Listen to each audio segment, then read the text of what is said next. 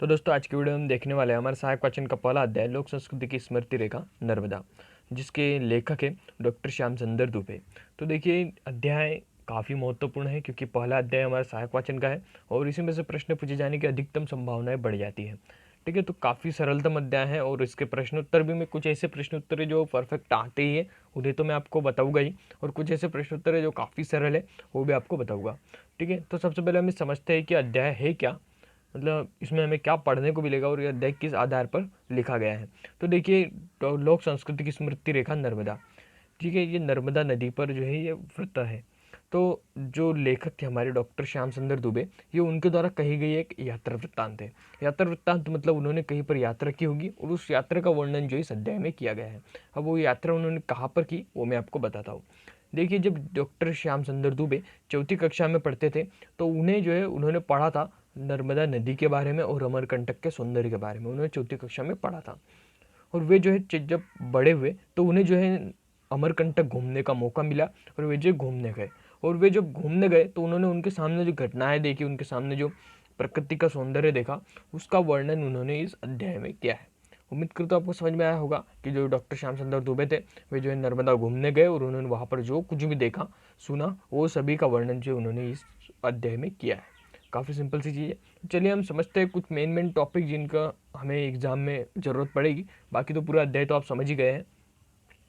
ठीक है, तो सबसे पहले वे जो है नर्मदा गए और नर्मदा वो किस रास्ते से गए तो उन्होंने कटनी और बिलासपुर को जोड़ने वाली railway line Pendra road station पर वे जो है उतरे थे। ठीक है, तो आपको याद रखना है ये पूछा जाता है ये। ठीक है, और वे जो है वहाँ उतरे और उस समय जो है नर्मदा में ठंड के दिन चल रहे थे और अमरकंटक की उन्होंने देखा कि अमरकंटक जो है वहाँ की केंद्रीय सत्ता नर्मदा है, मतलब अधिकतर जो लोग वहाँ पर आते हैं वे नर्मदा के कारण आते हैं। वहाँ की केंद्रीय सत्ता मतलब वहाँ की जो प्रकृति है वो भी नर्मदा की वजह से ही फूल रही है। ठीक है, और बाकी कुछ है नहीं इस पेज में, बस यही चीज़ है। सेकंड पेज पर आते हैं।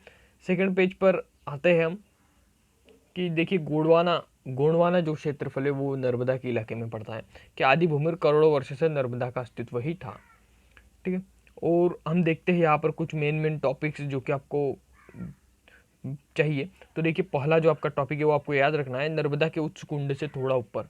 उच्च कुंड मतलब जहाँ से नर्मदा का उदय होता है उसके थोड़ा सा ऊपर माई की बगिया है, एक माई की बगिया नामक स्थान है।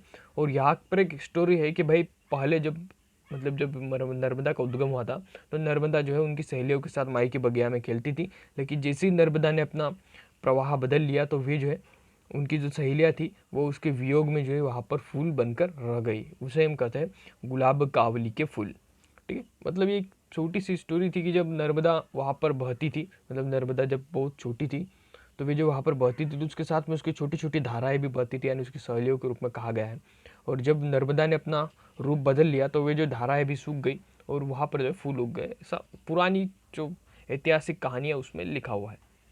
ठीक है, तो आपको याद रखना है भाई माई नर्मदा के उच्च कुंडों के ऊपर थोड़ा सा ऊपर चलने पर क्या है, माई की बगिया है। ठीक है, और इस पेज में भी ज़्यादा कुछ है नहीं आपको पढ़ने जैसा। ठीक है, और यहाँ पर है कुएं पर पनहारी ने क्या कर रही थी, तो पानी भर रही थी। जब लेखक ने उन्हें देखा था तो छोटी सी है लोग सोन नदी के। और यहाँ पर और एक पॉइंट है वो है कपिल धारा। ठीक है, कपिल धारा जो है नर्मदा में एक धारा है जिसे हम कहते हैं कपिल धारा। तो इसे कपिल धारा क्यों कहते हैं, तो इसके दो पॉइंट है। सबसे पहला पॉइंट है कि यहाँ पर जो कपिल मुनि जो थे उन्होंने तपस्या की थी, इसलिए इन्हें जो है कपिल धारा कहा जाता है। और एक जो नर्मदा के प्रवाह के कारण ये जो धारा बनी इसलिए भी इसे कपिल धारा कहा जाता है। तो चलिए कोई नहीं, आप कपिल मुनि वाला पॉइंट याद रख लीजिए कि भाई कपिल धारा क्यों कहा जाता है, क्योंकि यहाँ पर कपिल मुनि ने तपस्या की थी इसलिए जो है इसे कपिल धारा कहा जाता है। ठीक है, और ये वही स्थान है कि मतलब लेखक जब भ्रमण कर रहे थे अमरकंटक था, उन्होंने क्या क्या देखा, तो भाई उन्होंने माई की बगिया देखी, उन्होंने जो है कुएं पर पनहारी ने को पानी भरते देखा, वहाँ पर उन्होंने जो है कपिल धारा को देखा। ठीक है, और बाकी कुछ है नहीं इस अध्याय में वैसे पढ़ने जैसा। ठीक है, तो चलिए हम इसके प्रश्नोत्तर की ओर बढ़ते हैं। तो ये रहे इसके प्रश्नोत्तर, तो इसमें से कुछ मेन प्रश्न उत्तर ही हम करेंगे। तो चलिए हम प्रश्नोत्तर नोट्स में चले जाते हैं और वहाँ पर जो हम प्रश्नोत्तर सॉल्व करेंगे। तो हम आ चुके हैं प्रश्नोत्तर वाले सेक्शन में। तो देखिए अध्याय एक हमारा लोक संस्कृति की नर्मदा रेखा स्मृति रेखा नर्मदा। ठीक है, तो जिसमें हमारा पहला अध्याय कि अमरकंटक पर पहुंचने के लिए लेखक द्वारा बनाए गए मार्ग की रूपरेखा बताइए। अब जो है लेखक द्वारा बताए गए रूपरेखा क्या थी, तो लेखक सबसे पहले तो हमें लिखना है कि भाई लेखक ने अपनी कक्षा चौथी में यानी कक्षा 4 में पढ़ा था हम जो नर्मदा के बारे में, और वे जो है नर्मदा के अनुसार आम्रकूट अमरकंटक के नाम से विख्यात हुआ था। लेखक ने सर्वप्रथम रेल यात्रा की, मैंने आपको बताया था वे जो है कटनी बिलासपुर मार्ग रेल स्टेशन पर उतरे थे, तो मतलब उन्होंने जो है वहीं पर रेल यात्रा की होगी। तो आपको सिंपल सा लिख देना है कि लेखक ने अपनी कक्षा 4 में पढ़ा था नर्मदा के अमरकंटक के बारे में, और वे जो है रेल के माध्यम से वहाँ पर घूमने गए, और वे जो है कटनी बिलासपुर को जोड़ने वाले रेलवे स्टेशन पेंड्रा पर उतरे, और उतरने के बाद उन्होंने 40 किलोमीटर बस यात्रा की, और उसके बाद वे सुबह जीप में, अभी पहाड़ों पर चढ़ता है तो जीप में बैठकर जो है सघन वृक्षों के सरसराती समीर और हृदय से प्रफुल्लित होकर जो है अमरकंटक की यात्रा करने पहुँचे। सारी सिंपल सी चीज़ें, वे जो है रेल से गए, और रेल में जाने के बाद वे जो है उन रेल पेंड्रा रोड, सॉरी आपको ये स्थान का नाम याद रखना पड़ेगा, ठीक है, कटनी और बिलासपुर को जोड़ने वाली rail line Pendra road station पर उतरे, क्योंकि ये मेन मोटिव है इस अध्याय का, ठीक है। तो ऐसा आपको याद रखना है, ज़्यादा कुछ है नहीं इस अध्याय में याद रखने जैसा, ठीक है। दूसरा आपका कपिल धारा नामकरण से लेकर कपिल धारा किस प्रकार व्याख्यात हुए, तो इसमें भी सिंपल सी चीज़ है कि भाई जो वहाँ पर जो कपिल मुनि जो तपस्या करते रहे, इसलिए उसका नाम जो है कपिल धारा पड़ा, और उसके ऊपर से आप इसे पढ़ना चाहे तो और पढ़ सकते हैं और इसके बारे में डिटेल से लिख सकते हैं। लेकिन अगर आपको एग्जाम में लिखना है तो आप इस प्रकार से लिख सकते हैं कि भाई यहाँ पर जो है कपिल मुनि जो है यहाँ पर तपस्या करते रहे, इसलिए इस धारा का नाम जो है कपिल धारा पड़ा। या फिर आप इस प्रकार से भी लिख सकते हैं और बड़ा लिख सकते हैं तो कि भाई यहाँ पर जो है नर्मदा की असीम शक्ति की जब धारा ऊपर से गिरती थी तो वे जो है दूध के समान प्रतीत होती थी, इसलिए भी इसका नाम कपिल धारा पड़ा, ठीक है। अगला आपका मधु छत्रों का वर्णन करते हुए लेखक ने मधु को प्राप्त करने की क्या विधि बताई है, तो ये उतना इंपॉर्टेंट है नहीं क्योंकि पूछा ही नहीं जाता एग्जाम में, अब तक तो पूछा नहीं गया, फिर भी मैं आपको बता देता हूँ कि यहाँ पर जो है जो नर्मदा नदी जो नीचे गिरती है तो वहाँ पर चट्टानों में जो संकरी चट्टाने हैं जहाँ पर बीहड़ता कोई जाता नहीं है, वहाँ पर जो मधुमक्खी के छत्ते लगे हुए हैं, और लेखक ने उनको बताया कि भाई इन्हें कैसे लाना है तोड़कर वहाँ से, तो इसके बारे में आप पढ़ सकते हैं, ठीक है। तो चौथा आपका कि कुएं पर पनहरी ने क्या कर रही थी, किसके गीत गा रही थी, तो कुएं पर पनहरी ने क्या कर रही थी, अब कुएं पनहरी ने मतलब होता है उस गाँव की जो औरतें हैं, लड़कियाँ जो भी है, ठीक है, वो कुएं पर क्या कर रही थी, तो वे जो पानी भरने आई थी, ठीक है, सिंपल सी चीज़ें।